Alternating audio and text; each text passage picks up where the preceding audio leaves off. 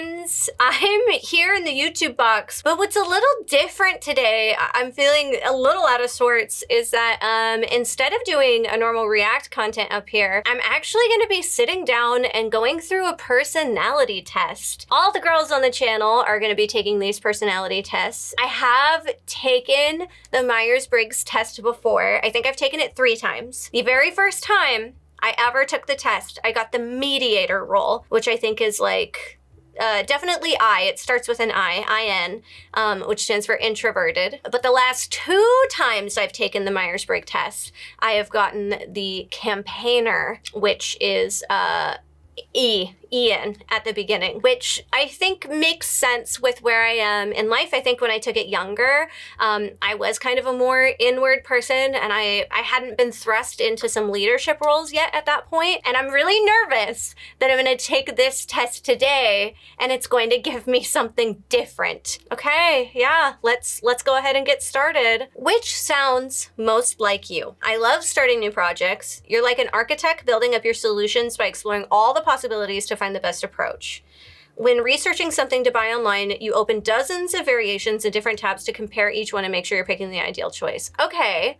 Or you love completing projects. It's better to be done than to find 100% best solution. In crisis, you're the commander and pushing the team to the finish. When researching something to buy online, you look at a few options and pick the one that looks good enough so you can move on to your next task. Oh boy. See, this is one of those ones where it's different. Like they're both different. I feel like I'm on the somewhat, I like starting new projects, but I do have a hard time finishing things sometimes, where I get really excited and then the excitement wears off. Yeah, well, and the best solution part is weird for me. It's like, I don't want to be done with things just to be done with things. Like I want to make sure they're done and to the fullest. So maybe not all the way, because I do think I live somewhere in between, but much more leaning this way. You're good at scheduling, quantifying, and contingency planning. You file ideas away in your mind to be developed later, and you like to figure out how things work. Okay, you're on an event planning committee. That's in both of them. Your group is arguing over which theme to go with. There might be some hurt feelings, but the best way to ensure a successful event is that you assert your leadership and lay down a decision. Okay, that's very valuable. Sometimes a decision just has to be picked, and everybody knows that not everybody can have their way. Or you start to think about all the cool ideas you've saved on your Pinterest board or notebook and that you've seen work well at other similar events you've gonna attend. In fact, you begin breaking down all the attributes of mediocre versus amazing events you've been to. See, once again, this is hard. Sometimes I put myself in the leadership position and I do just lay down a decision. But a lot of the times, I don't do that without laying out a list and considering other opportunities. So I'm going to say both. I really am. I think that both of these things are very, very valuable. I love to throw out a bunch of ideas and then quantify the ideas and then get it done. You want to be in control. You don't like people trying to influence you or manage you too much, especially if you think it might interfere with your goal. You like identifying how things are different and logically classifying them. Time is running short on a group project. Everyone else is still discussing different approaches, but you're the one to put your foot down and make a decision to ensure you finish on time to achieve the goal. You're excited by the idea of taste testing coffees or wine, identifying which attributes certain ones have in common, and coming up with the most logical way to group them. No, I don't like that at all. Like, I don't know, I like wine tasting especially, like everyone's like, oh yeah, I can taste the difference of these. And that just seems silly to me. I'm like, I would rather just get like a wine sampler. Like it's cool to be like, oh yeah, that one was good, or I didn't like that one so much, but I'm not there to like organize them and place them. So probably not that. You want to be in control, but you don't like people trying to influence you or manage you too much. So it's not all the way, but too much, especially if you think it might interfere with your goal. But maybe we need to, if we're running out of time, we have to do the thing. So I think I'm gonna go somewhat on this because it is hard where I don't mind being managed at all. And I don't have to be in a leadership role, but also if we're coming to an end and people still can't figure out what the path is, if we're gonna miss that deadline, then we have to pick an option, you know? Man, now I'm like nervous. I'm like, what if people are watching this and they're like judging me? You're passionate about knowledge for its own sake. Accuracy is important and it doesn't matter where an idea came from if it's the best one. Okay, that's hard because I am passionate about knowledge for its own sake. I love learning just to learn. I love learning about new things. I love getting new information. I think it's really important to continue learning throughout your life. But accuracy is kind of important, and it doesn't matter where an idea came from if it's the best one. I don't know if I believe in the best idea. The best ideas are efficient and immediately useful. Information should be objective, orderly, and rational. In a group brainstorming session, you sometimes get carried away with interesting ideas and then follow them a little too far down the rabbit hole before getting back on track. That does sound like me. There are always exceptions and subtle differences, so it's hard to collapse things down to standard operating procedures. Okay, see that example much more, my brain says, yes, that is me, versus the top. In a group brainstorming session, you are quick to identify which ideas are the most likely to actually make a significant difference in pushing the project towards completion. No, I think that I'm an idea man and that I need other people to help like reel me and rope me so that way we hit that other mark. And I know that there are times that I need to hit that other mark, and I think I know when to switch to that. But I would rather be the crazy rabbit hole trickle down idea man. And I think, especially if you guys are on streams, I think you see that version of me often. You just want something that works efficiently. You're more concerned with the final results than understanding all the steps through the process that led to it. The facts are fine, no need to draw border conclusions. Or you're excited by following all the steps on the winding path leading to the conclusion. Meaning is more important than pure facts, and you want to understand what's going on behind the scenes. Okay, once again, we're going to break it down. Your colleague delivers a chart that you've been waiting on for a presentation, and you're the most concerned with the final numbers and whether or not they tell the story you want. It's not that you don't care where the data came from, but if it looks good enough, you'd rather move on. Or your colleague delivers a chart that you've been waiting on, okay. You're curious which chart types she might have experimented with, why she chose that font, and the certain number ended up so high even though that one isn't particularly important for your presentation. Whoa. I don't think that I care about things like fonts. Sometimes I'm like, why did that end up happening? But if it's really not important, then like, whatever. I try not to get hung up on little details that won't progress to the end, because it just makes my brain get hung up on things that aren't useful or not useful in that moment. I think I'm neutral on this, where neither are particularly right, but also both in some ways. Like, I truly think I'm middle ground on here. You filter a situation through your own internal values and see how it makes you feel. You have a very personal or gut-based system of ethics that can be hard to explain to others. Yes, that is very me, and I think you guys see that when I play story-driven games. I pick my values and I pick my gut feelings, and that's hard. Values and objectives are shared. You look to social norms and expectations like etiquette for morality. Your values are very subjective. You're much less concerned with a set of expectations shared by a society and much more intent the following code of conduct or character attributes you've decided are important. I think, yeah. Like, I want to say that I'm not that, and I definitely care what society thinks, but also, like, I don't know. I spend a lot of time saying just because people feel this way or think this way doesn't mean it's correct. There's always something, you know? I try and be really sex positive and have open conversations with that, because I don't think it's appropriate for people to be ashamed of things like that, whether it's just about your body or if it's about sex itself. And like, you know, it is kind of taboo to talk about those things openly, but I think that if we're not talking about that or mental health or whatever, like, I feel like sex is crazier at this point than mental health in some ways, but you know, I feel like if we're not talking about those, we're not learning and we're not gathering and we're not growing. So I feel like that's definitely more me. But let's read this one. You may not agree with all manners and rules of etiquette imposed by society, yes, but you understand some of them enough to know when someone is breaking them. You're aware of expectations imposed by groups, situations, and hosts, and you feel something when someone in the group is committing a faux pas. Man, that's really hard.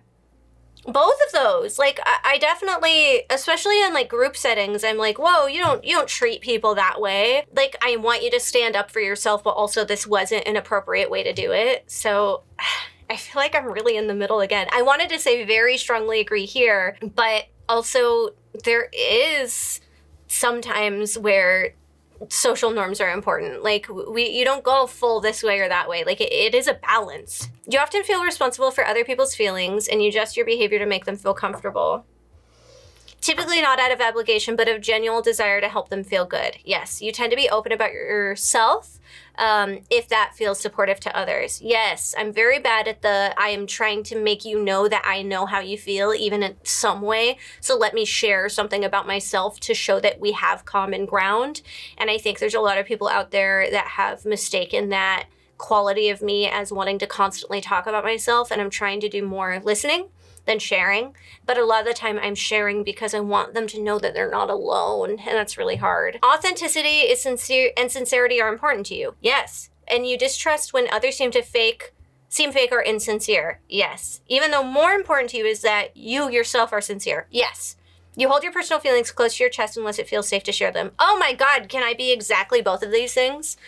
You want to make sure the group is feeling good, so you're willing to bend a bit on some of your values to make people feel comfortable or awkward. Yes. You understand how some people are so quick to make expectations on their morality. For example, telling a lie to make someone else feel better. What is the point of having values if you're willing to adjust them as needed? Okay, and that's what's hard, is there are moments where I will adjust and I will shape myself and mold myself to people feel comfortable or less awkward or supported. But also there are just some things that you don't do, especially when it comes to fake or insincere. I have a really, really hard time with that. Me being gentler in a situation to make you feel comfortable or to make you feel heard is more important to me than lying and making you feel 100% supported. I would rather be gentle and find that middle ground while also saying, I hear you and I see you, than completely be in your corner, even if that makes things hard. I'm very in the both. Very, very in the both. You try and maintain group harmony by negotiating conflicting views and finding commonalities. If people aren't getting along, you often find yourself in the role trying to smooth things over and find common ground. Or you generally don't need or want external emotional support for your feelings. And outward displays of emotion or vulnerability from a group can make you uncomfortable. The idea of sitting in a circle where everyone shares something personal about them and gets validation from the group sounds terrible. No, I do. I'm definitely this, I think. I want to hear people out. I want to find common ground. And though I don't always talk about my feelings, I'm very comfortable with outward displays of emotion or vulnerability, especially with other people. And though I am not always opening up and I have a hard time opening up, I do want it often. I think that's the want here. Is that I often wish that I had the ability to do that more, and sometimes I just don't know how. And so I think both of these are definitely. You interpret solutions more by how you feel about them emotionally than the objective facts that are visible to everybody else. You often find that advice from other people isn't very useful to you because you see many distinctions and personal issues that prevent their advice from fully applying to your situation. I don't know about that. Actually, I'm really not that person. I actually like to gather a bunch of information from people to help me interpret situations because every story has different sides to it. And everyone's going to interpret a situation differently. And so that answer is going to be somewhere in the middle. And I try and gather all the information I can so that I can gather it and know what best to do. You pay attention to the moral implications of actions and you're more concerned with how things should be than how they are. You enjoy discussing codified morality, such as what types of values a society should have? No. And you're more concerned with how things should be than how they are. No, I'm very concerned with how things are. I don't know. Yeah, maybe somewhat. I feel like this wording is really confusing, but I do feel like depending on the situation, I do somewhat care, but it's not like all in for me necessarily. You're in tune with other people's emotions and you actively trying to fulfill their needs. Yes, I am definitely an empath. I'm the older sister friend or the therapy friend, even if I don't want to be that all the time. And I try really hard to be there for people. You sense how other people are feeling, yes, and you can't help but feel some of their energy rub off on you in a way that makes you feel attached to what they're experiencing. Yes. You're in tune with how things make you feel, and you're focused on self-expression and sharing your emotions through experiences or art. You're very aware of how people and experiences affect your mood and feelings, and you channel those feelings indirectly through something like art. Man, that's really hard because I am in tune with how things make me feel. And I care a lot about self-expression in art, but I'm not doing self-expression or art as much as I used to be. I feel like it's so fucking important to me, but I'm not actively doing it anymore, so it makes it really hard. You know, like that's one of the things that I used to draw, I used to do pottery, I used to do a bunch of stuff that I don't do anymore. I used to act, but I'm not doing those things. But those were ways for me to channel emotions that I was feeling, even if they were in certain situations here and there. So I think that I'm more in tune with other people's emotions now than I am with my own, which I think is also hard. I think it's been a struggle over the last few years where I've experienced things and I feel like I don't focus on myself in maybe a way that I can, and I have a hard time expressing it and getting it out. So it's hard because it is both, but I'm actively doing this more. You vividly compare and contrast your current situation with what you've experienced in the past or with what you consider to be normal. When you're out on a hike, you find yourself focused on what's changed since the last time you were here or how these types of trees remind you of another hike you went on years ago. Okay, yes, I am that person. You pay attention to what's going on around you in the physical world right now. You're more perceptive than most with your 5 sentence. When you're out on a hike, you're caught up on what's happening right now all around you, feeling the urge to go up and touch a tree's bark, smell a flower, stop to feel the sun on your skin. I think I'm definitely, I wish I was more, I try really hard to be in the moment, but I feel like I'm not as in the moment as I wish to be. And I am often thinking about, I feel like being in the moment sometimes feels like considering what's changed, which I realize now is living in the past a little bit. You subjectively filter new information through your previous knowledge and experiences. Historical context is important, not only for your own personal past, but for traditions, procedures, and laws. Yes, I feel like that makes sense. You're a little more cautious, moving slowly and steadily through your goal, through careful planning. You keep your distance a bit more as you relate things in your environment to what you've experienced in the past, yes, or traditions or regulations you respect. You objectively see what's there in the world around you without applying judgment, personal bias, or seeing hidden meanings. You often see multiple sides of an issue. You like to be fully in the moment, diving in and improvising without planning, almost like your body is melding with your environment so you can see it, and that's hard because it's so both. Yeah, I feel like I make a lot of my decisions and my feelings are based on my personal past and things I've been through before, but I also like being in the moment and just seeing where things take me. And I think you can often see multiple sides of an issue. That is me a lot of the time. So I think I am both here for sure. You're observant, sometimes, and you follow concrete things happening around you. Sights, smells, styles, trends, and what people around you are doing, including their nonverbal cues that others often miss. You tend to pick up on what people are doing with their bodies, whether it's noticing a colleague's new perfume or realizing those trendy new shoes that everyone seems to be wearing. I think sometimes, not like fully. I don't pay attention that much, but I think definitely sometimes. You like to remember and preserve the past, and you favor the tried and true. You cherish things like routine and familiar, and new things take a while to grow on you. You're the type of person who loves wearing your favorite sweater and eating your favorite meal often. If you don't like trying a food for the first time, you know that you might start to tolerate and like it, even if you keep trying. Yeah, no, I do that. I try something and then I continue to try it. And sometimes I can tell that like I don't love something, but I know if I keep eating it, I'll like it. Man, I feel like this is a both again, where I'm not super strong on either, where like, routine's good, but I'm definitely willing to go with the flow. I like to be in routine and familiar places, but I'm okay to do things outside of that. But then I also do try and observe all sorts of things around me. So again, I think I'm right in the middle there. You love the physical world, whether it's admiring beauty or experiencing new sensations. You might be a thrill seeker, a fashion guru, or a first responder. You're invigorated by physical stimulation, whether it's an adrenaline of an extreme sport, a playfulness of dance, or the texture of an interesting fabric. You're probably also good with tools or hands-on work. Okay. I think that I wouldn't say that I'm necessarily a thrill seeker, but like maybe some of the other stuff. You're very in tune with your internal bodily sensations like pain, hunger, and thirst. You can describe in detail what it feels like in your body when you feel a certain emotion. Oh, no, I don't think so.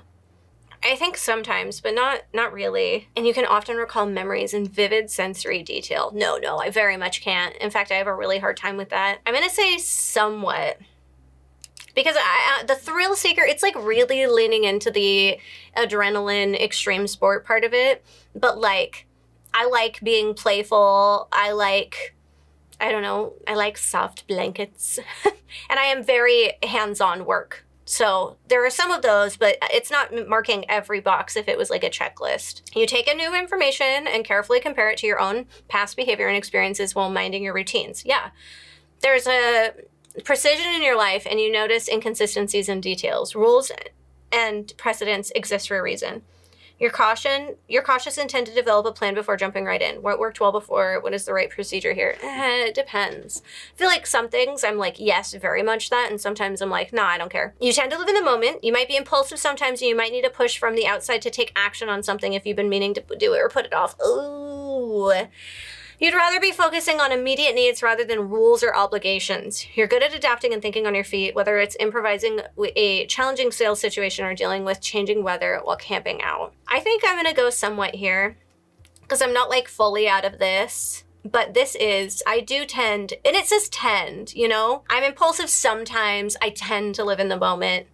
But yeah, I do need a push from the outside world a lot, unfortunately. Yeah. Man, some of these are so hard. They're so hard. You focus on good ideas and exclude other ones to avoid distraction. You're known for having a powerful vision where you can cut to the heart of the matter and disregard all extraneous information to focus down on what's truly important. It's better to eliminate the weaker ideas so you can focus your effort on really building the ones out of the best ones. I don't know about that. You're indecisive. You love brainstorming, but you juggle a lot of thoughts in your mind at once.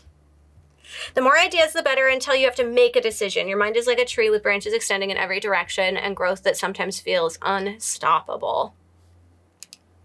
Yeah. I literally say I'm an ideas man.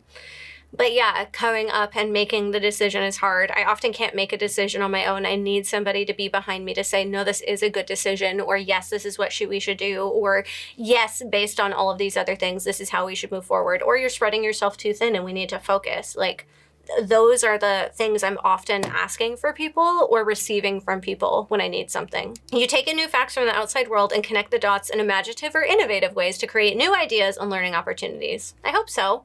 Both of these are interested in the future, but for you, that future is a lot more unpredictable. Your insight's always changing and you love learning new things. So who knows how long you'll keep your current hobby before finding a new one that appeals to you more. Yeesh. Yep. You're focused on your goals and dreams and look inward for ideas to make the future happen. I almost never think about the future. Never, never, never. I don't have a fucking future plan. I don't have a 5-year plan. I don't have a 10-year plan. I am just going at the speed I'm going, and I am okay with that. Both of these are interested in the future and learning, but you tend to revisit the same ideas over and over, sharpening them and reconsidering them from different perspectives. No, I think I am definitely over here. Your world is an explosion of ideas, consciously deconstructing things into component parts, seeing symbolism and drawing connections that others missed. Coming up with your best ideas tends to be a very active process for you. Less about sitting on it for a while and more about making it happen by taking things out, drawing charts, no. Or working with things or people outside your mind. So yes, that, but not the charts and things. It feels more like your brain is doing the processing unconsciously, and then you tend to suddenly reach an aha moment that makes you want to take action. It often feels like your best idea comes to your head after you've been rolling around in your head for a while, and then you reach a sudden epiphany. You know, I think I just waffle on things for a while. I don't think I really like aha, but I do sit on things for a while, so it's hard. It's not like an aha moment. It's like I have a really hard time because I take in a bunch of stuff, and then it takes me a while to make that decision. Even though that sounds good, I don't think I'm really there. I think I'm more just stuck in the indecisiveness for a while. You have a variety of hobbies and you just like bouncing from subject to subject. You focus on exploring possibilities. For you, developing an idea tends to involve thinking out loud and tasting all the possibilities, since actually speaking them helps you decide how you feel about each one. That's kind of what I was saying. You dive deeper into fewer subjects and combine pieces from information to build towards a single cohesive idea. For you, developing an idea tends to involve looking down different paths in your head to consider how they might play out, and then finally revealing your well-sculpted out idea loud when it's ready. Nah. Once again, I think that it is like I do a lot of paths in my head and consider how they play out, but I don't wait to reveal them, especially not only ready and it's not well-sculpted. And I have lots of different hobbies. I'm constantly bouncing between them. You can see half of my half-done hobbies all over my house. So that's how that goes. You like making a choice so you can get to work. You see situations from many perspectives and pay attention to how your internal world is impacted. That sounds very much, yes. You're good at just jumping in and getting started, but sometimes you can jump to conclusions too quickly and make a choice without having thoroughly explored the other options. Yes, I will also do that sometimes. You're open-minded and bored by routine. You hate situations that lack exciting mental inspirations. Even if you're an extrovert, you're organized, energized not so much by being around people, but by learning, whether that's finding out who they truly are, understanding a different point of view, or challenging each other with stimulating conversation. Man, I am open-minded and bored by routine. I don't hate situations that lack exciting mental inspirations. And I like good conversation, but sometimes challenging each other is frustrating too. I think I'm both, man. I think I'm both. I'm stuck in this both world and I'm sorry. How do you direct your energy outward into the world, towards other people in unity? It's less about making sure everyone operates efficiently and more that you genuinely feel deep empathy for people and feel unsettled if you know someone feels excluded or unheard. You're thinking, what will best serve the group? What relationships and social dynamics are at play here? Damn, how can I connect with these people more deeply? How are we relating to one another? I feel like this is how I feel in GP in a nutshell. I think I really consider, number one, what will best serve this group and what relationships and social dynamics are at play. I feel like that is the strongest thing I bring to the table at work a lot of the time. But let's read the other one. You're towards results and accomplishment. It's not that you're a cold person, but it's important that you achieve outcomes and reach real solutions that actually solve problems. What will allow me to finish this project and achieve this goal, which could be anything from keeping the sink empty of dishes or reaching quarterly sales? How can I check this item off my to-do list? How can I help this person or group function most efficiently? It's so funny because I think this question here, not to sidebar out of this, is like, Alicia and I are super, super similar people, but I feel like this question right here is what will split us sometimes. And it's that neither of these are bad. Neither of these are bad things, because things need to get done. And it is important to achieve outcomes and reach real solutions. And sometimes this just takes too fucking long. But I am this person and I get hung up on that. What do you focus on within yourself? What feels authentic and aligned to your individual values? This isn't a logical analysis of what makes sense, but whether what feels right to you. Yeah. I might look at pros and cons too, but what's most important is trusting my instincts, emotion, what I feel in my body, what's right, what's ethically in line for the person I want to be. What seems most logical and rational to you. You feel things too, but you prioritize analytical thinking. What is most true and accurate here? What is unclear? What are the biases? Which decision-making criteria are most important to me? And what are the pros and cons? No, I think I am this person, even though I do try to challenge myself to be logical and rational. I do have to remind myself that time because I get so hung up in the feel. What do you most love exploring? Abstract ideas, patterns, and how things are connected. Things could be anything from technical data to points to people's feelings. What does the future hold? What will the patterns I'm seeing lead to? How can I innovate? How are all these pieces of information related? What are the different ways we could handle this? Let's brainstorm as many ideas as we can, however crazy. Or physical sensations and experiencing tangible world around you via senses. That could be anything from hiking through the elements to noticing clothing trends or appealing delicious foods. What is realistic and practical right now, not someday? I hate planning too far ahead or sticking to big picture goals. I'll just improvise and figure it out as I go. I often don't love patterns and how things are connected. I guess I'm less concerned about that a lot of the time, but I hate planning too far ahead and sticking to big picture goals. Because you never know, right? Like anything could, at any moment living in the now, could change what your goal is, and that's okay. Right, what's realistic and practical right now? I think weirdly this is it, even though this doesn't feel fully out of the question either. What do you pay most attention to? It's really at play being behind the scenes, whether we're talking about the economy, office politics, or a person's emotions. What does it all really mean? Are there hidden insights to be found here that other people might miss? How does this fit in my goals or my clear future vision? Sometimes it feels like insights and epiphanies just bubble up from my subconscious like light bulbs going off. Sure, I'll trust someone else's expertise, but I'm not afraid at all. I'm not at all tied to it if something better comes along, and that person better not try and control me. Best practices, that's what's been proven to work before, and trusted experts recommend. Experts according to your definition, not necessarily. Okay, what's safe and comfortable and repeatable? If I want to market a product, there's no sense reinventing the wheel. I'll trust what's worked for the company before, and if I want to make a nice dinner, I'll trust the recipe that's been passed down for my family. I honor the past and appreciate rules and tradition. I'm a highly reliable person. You can count on me to do what I say. I'm going to do it. That's hard because I want to be reliable, but sometimes I'm forgetful. But I don't often think about the future. And I don't feel like I'm getting insights and epiphanies bubbling up from my subconscious. I do think about what's behind the scenes in people's emotions sometimes, though. And I do think, what does this really mean? I think if I had to pick between these two, then I'm really, what does this all really mean? I think this is a thing. Like, I don't know about that. And I don't know about they better not control me. But like, I am often like, well, is the situation that we're seeing really what we take it at for face value, or is there more to the situation? You finished all 4 of the main cognitive functions. Now time to approach this from a different point of view. Let's find your family type. There are 4 families, each containing 4 types with several key shared characteristics. Select one if it's clearly you, or you can pick 2 if you're not sure, or none of them, or all of them seem right. You can leave them blank and move on. Okay. Traditionalist, order, detail, stability. You appreciate structure, security, and set procedures instead of getting lost in abstract theories and what ifs. You like to focus on what's real. No, not really. I value personal responsibility, authority, and tradition. You work hard and take pride in the fact that you can be counted on deliver on schedule every time. I feel like I do, but I'm not always that person. You live in the moment, focusing on immediate tangible results and having fun rather than theories or future possibilities. Yes. You value personal anatomy, spontaneity, adaptability, and you disliked set structure and formal procedures. Yes. You're productive but relaxed. Yes.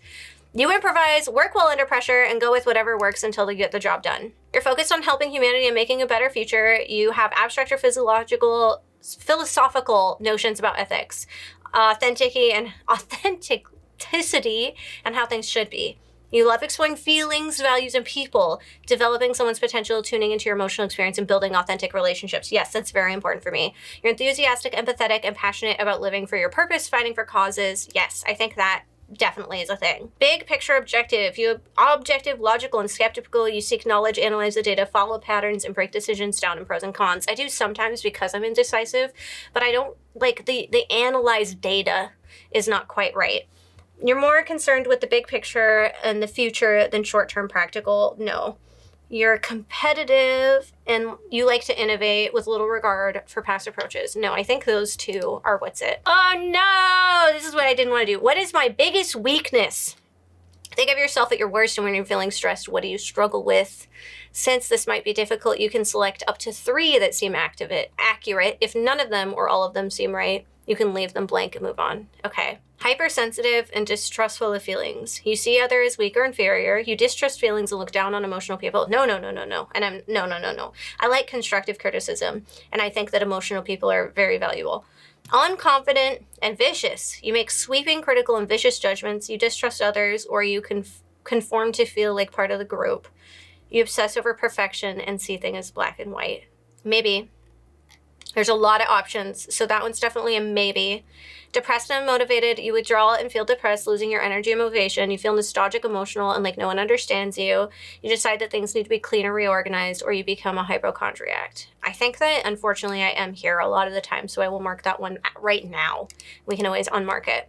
Paranoid and mystical, you feel flustered and afraid of ruining relationships or losing loved ones. You are confused and paranoid, misrepresenting others' words as disapproving of you. You start to see deep prophetic significance in everything. I feel like I feel flustered and afraid of ruining relationships or losing loved ones, but I don't think that I think that there's like significance in everything, but maybe. You feel hypersensitive, unlovable, and separated from everyone. You're far more emotional than usual, either crying or yelling. You obsess over proving minor logical points. Yeah. I am sensitive and I am lonely sometimes. And I think that, I think that is something I really stress over. The hypersensitive, unlovable, and separated is something I feel often and a lot of the time. And I get really scared that people will see that.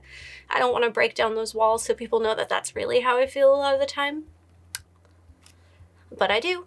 Self-critical and judgmental, you make harsh, nitpicky judgments of others. You feel the need to take action and correct what you perceive as wrongs. You feel incompetent, but you try and bring order out of into the out of control world. I feel like I'm self-critical, but I try not to be judgmental. Obsessed and self-indulgent. You worry that everyone is noticing something negative about you. You feel haughty, critical of others, like the world is against you. You feel self-indulgent, seeking pleasure or danger, and then you beat yourself up about it later. No.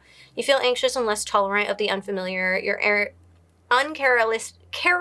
characteristically spontaneous and reckless. You can't help but imagine all the ways a catastrophe could be right around the corner.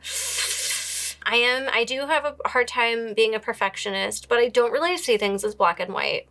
I think that I hold myself to a level of perfection that I don't others. So I feel like this is probably it. I think if I had to, depressed, unmotivated, sensitive, and lonely, and reckless and fearful, I think are good, big ticket words that describe my weaknesses. Last section, just round out your results with a little more data. Here's a short, more traditional personality test where you pick broader dimensions instead of more specific, okay? Imagine that you just got home from a long day at work and you're feeling low on energy. What's usually the best way to get re-energized? Go out and be around people. Sure, some alone time could be nice now and then, but you're literally energized by people. When you're feeling sluggish or unmotivated, meeting up with friends can truly boost your energy. I do start to feel stir crazy if I'm alone for too long, and I do love bouncing off ideas and talking through stuff.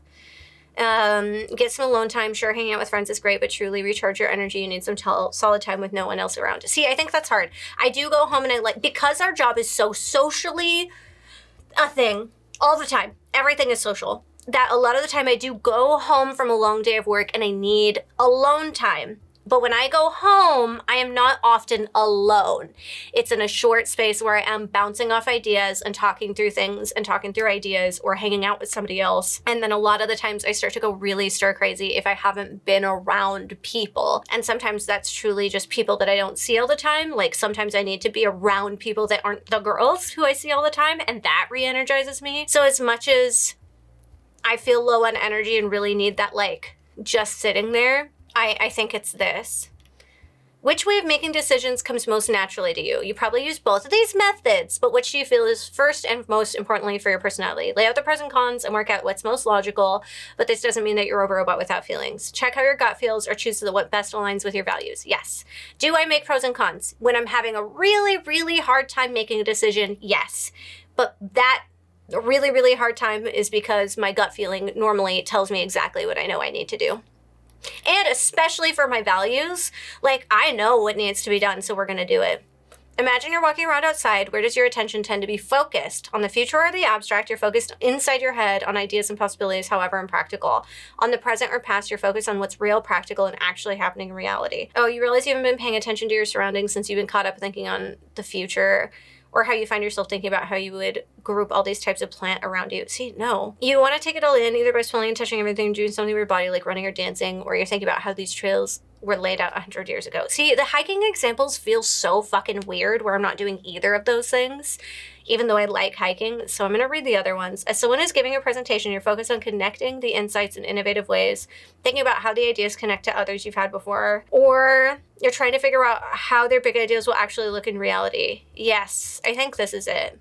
Is it practical or does it just sound nice? Yeah, I think this is definitely it. But like I said, the hiking thing doesn't connect, but when I think about it in a different way, this is it.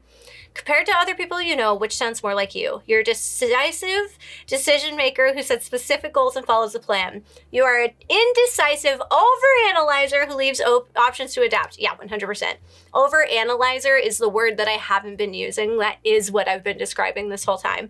I am indecisive and spend a lot of time overanalyzing.